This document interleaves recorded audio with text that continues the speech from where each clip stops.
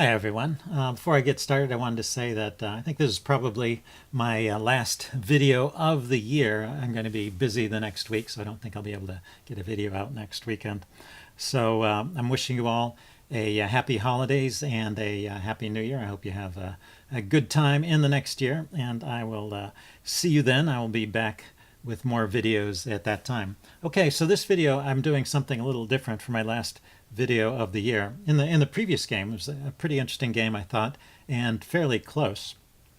And one of my viewers, by the name of Mitchum Sport, I guess I will just call him Mitchum, had a lot of comments. He's a stronger player than I am, and had a lot of interesting things to say about the game. So I thought it would be fun to go over that and consider ways I could have improved my play. I mean, I only lost by 8.5 points, so definitely a few improvements could have made a big difference.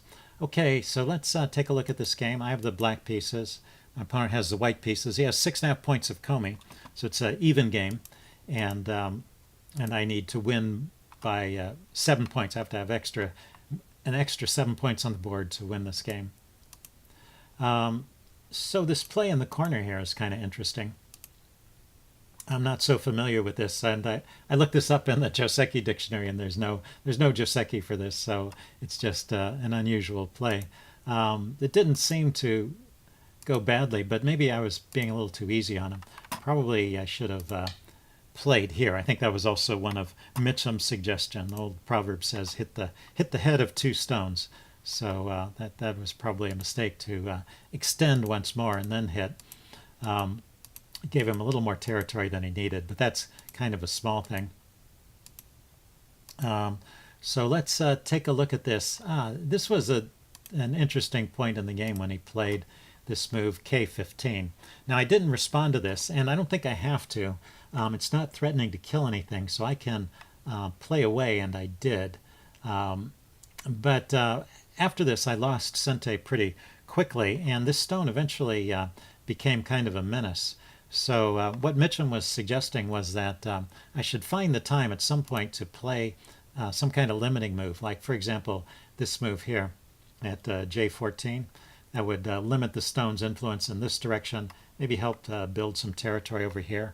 Or another way would be to play this move M17 and just try and build some territory on the side. Both of them look like very plausible moves, and they don't have to be played right away. I could, for example, throw in this move here, try and press down on this stone, and when white responds, that's probably a Sente move that white will respond to, then come back and play a move like M17 there and build some territory over here. But the way I played it in the game, I played away, and I also gave up Sente.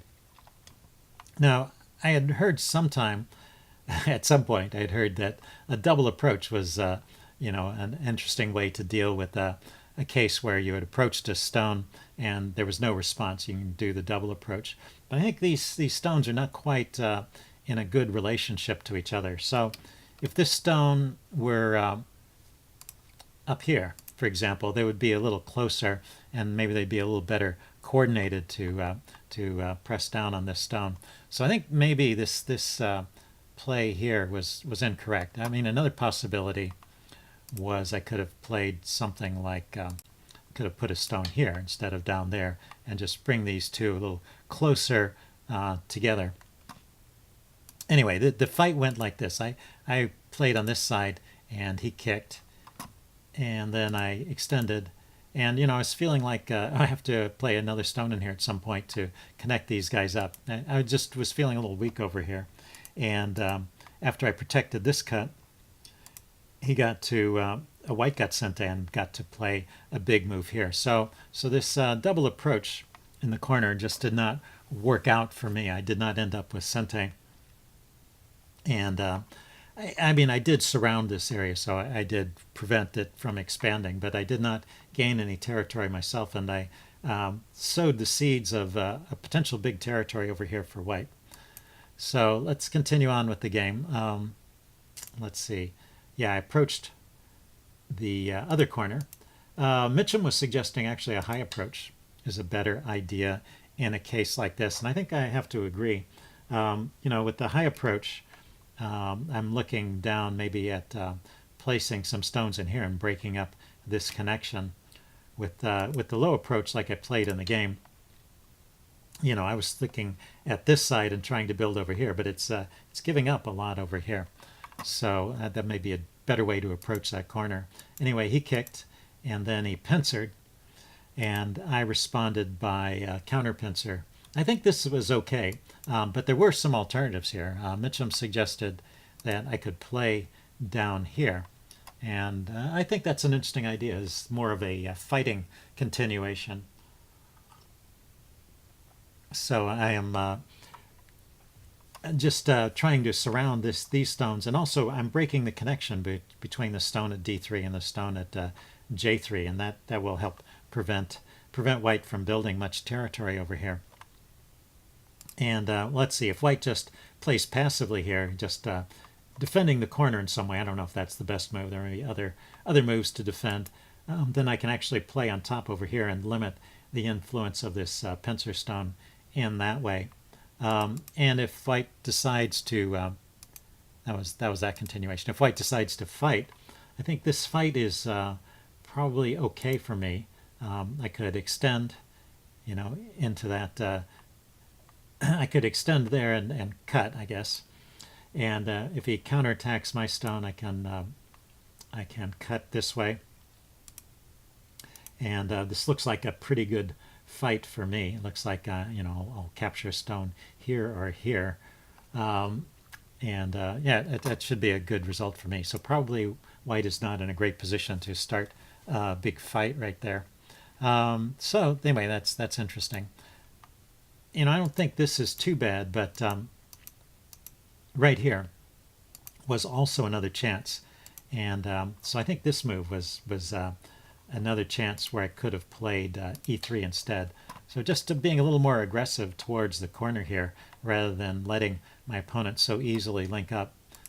Because in the game, if we, well, let's see, we're at move 37 here. If we momentarily go all the way to the end, you'll see that actually white got a pretty big territory here. I think it's one of his bigger territories. That's 1, 2, 3, 4, 5, 6, 7, 8, 9. 9 times 2 is 18, plus 3 is 21. Yeah, so there's 21 points right there. So that would have been a big opportunity for me to reduce. Let's go back to where we were.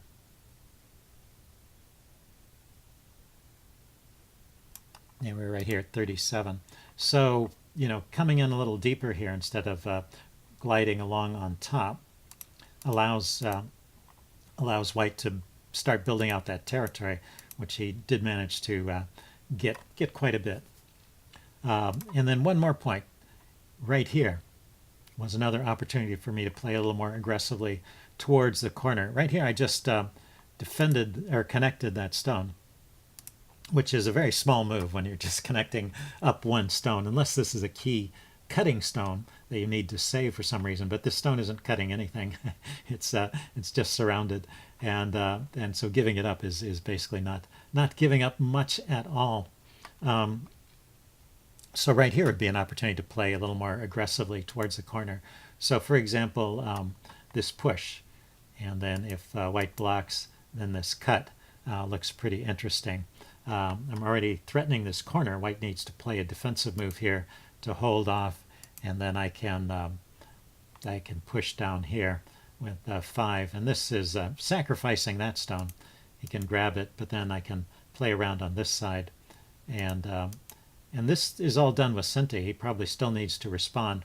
And then I could think about jumping out from these stones out to the center, or even coming in underneath and building a life down here. So definitely that would have been better than the way I played it. Okay, so let's continue on in the game. Let's see. Yeah, I just connected up. And let's go forward. So this fight continues here. Oh, this was an interesting point. He played at G6 here. And this was actually an overplay. I mean, he's really just trying to kill this whole group. If he can cut it off, if he can cut off this stone from the rest of the group, then these stones probably have nowhere to go. So this was really a life or death fight, I think. And so I chose to fight here.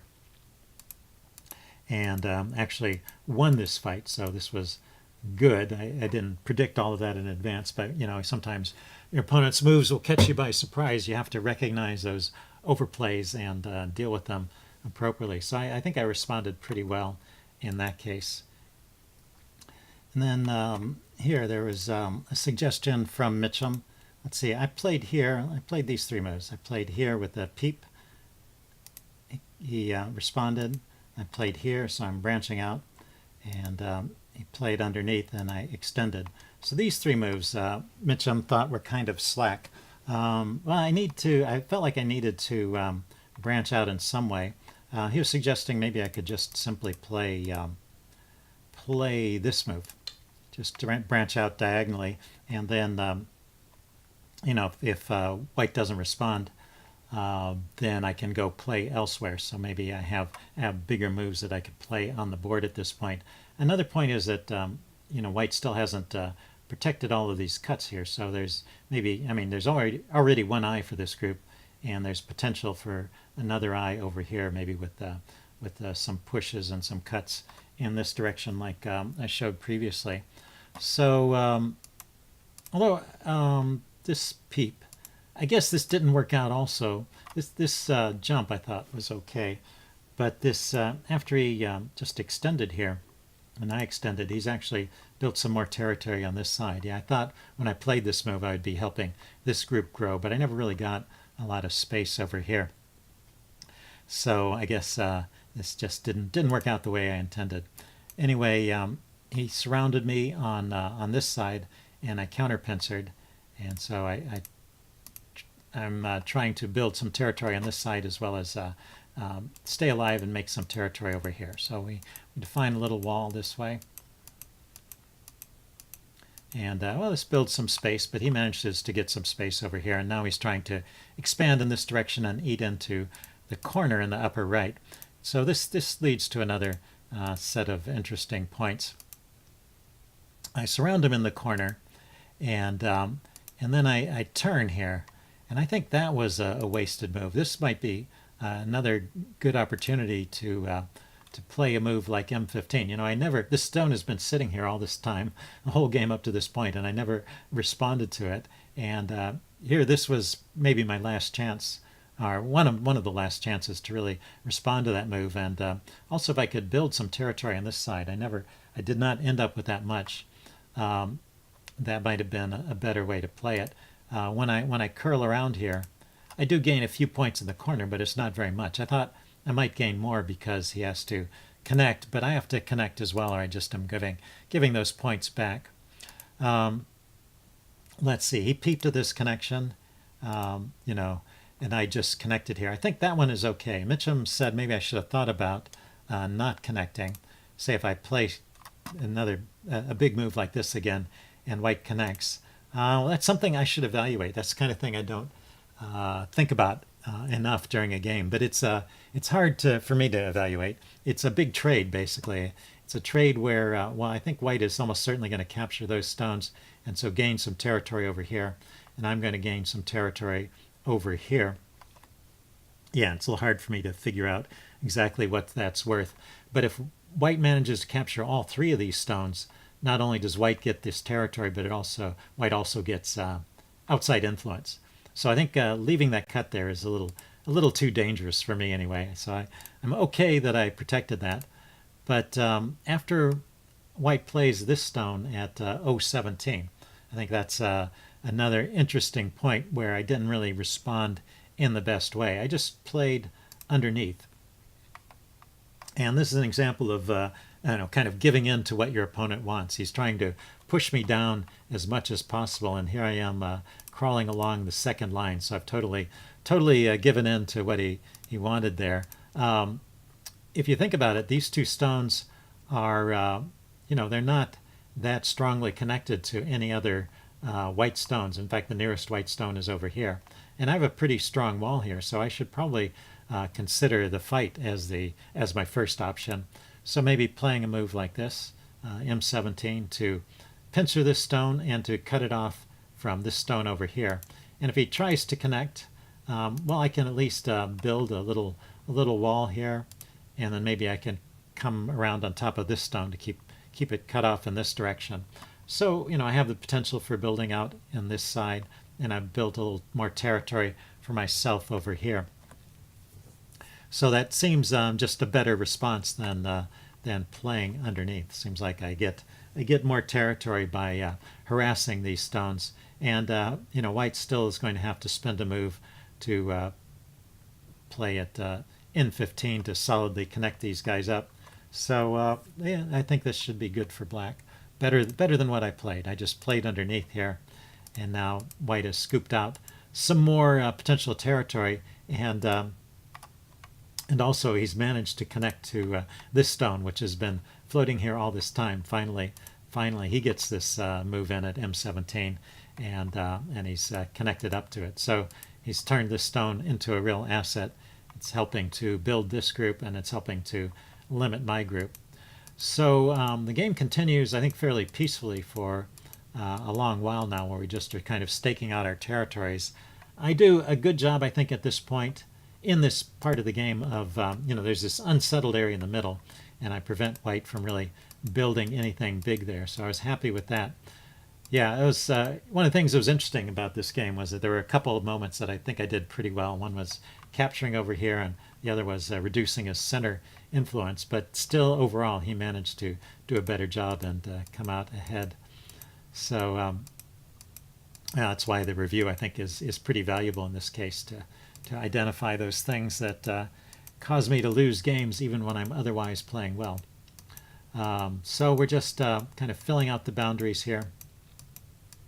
And he tried to cut my stones apart, but I was able to connect them all up. So I was able to save that group in the center and use that to reduce his territory. And now as we go to the final part of the game, I felt he was just kind of playing this part pretty easily. So he was kind of giving me some points here. It seemed like letting me play, well, like this point here. I was able to play and gain a few points here and there. This turn around this corner gained a few points for me.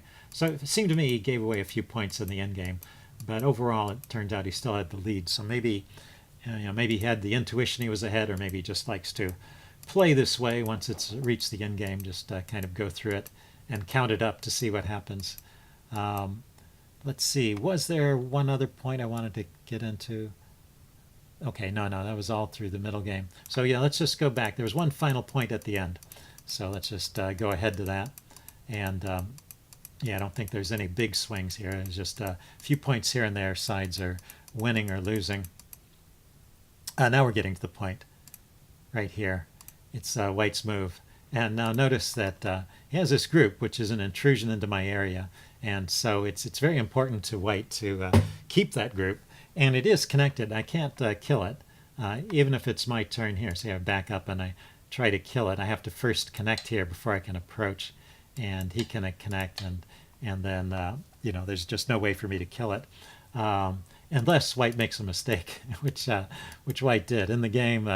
Let's see, I played here, and white played here, and so he connected up in the wrong order. Now this group, at this point, this group has two liberties, and white needs to connect here first, and then he can fill in there, because after it's connected, it's safe to fill in. So instead, he did it in the wrong order. He filled in here, and I could just take it because that group was down to one liberty at that point. Too bad I missed that. That would have turned the game around too.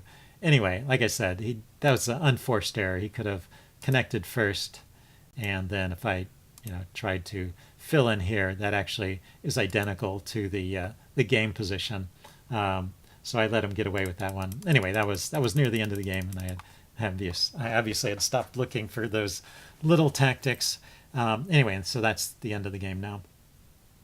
So what can I say about this in summary? I think well, one of the things I might, since this is a New Year's, this is the last video of the old year. I'm thinking about New Year's. Maybe one of the things I can work on next year is trying to improve a little bit.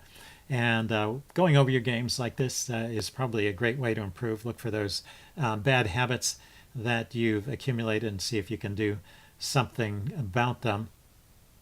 If we look at this game, we can see a couple of tendencies that I have. First of all, playing a little too quickly and missing, tactical shots. That's one thing I do wrong. Although there was only one example of that towards the end.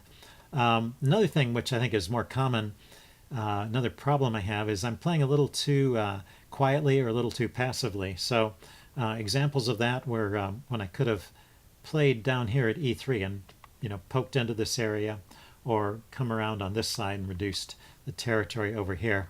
Instead, I was holding on to a stone. So that's a small move, making a small move, holding on to a stone instead of making a big move, and playing quietly instead of playing aggressively. Another example of playing too quietly was up here in the right corner when he had a couple of stones that I could have harassed, and instead I just played underneath and gained maybe 4 points of territory over here.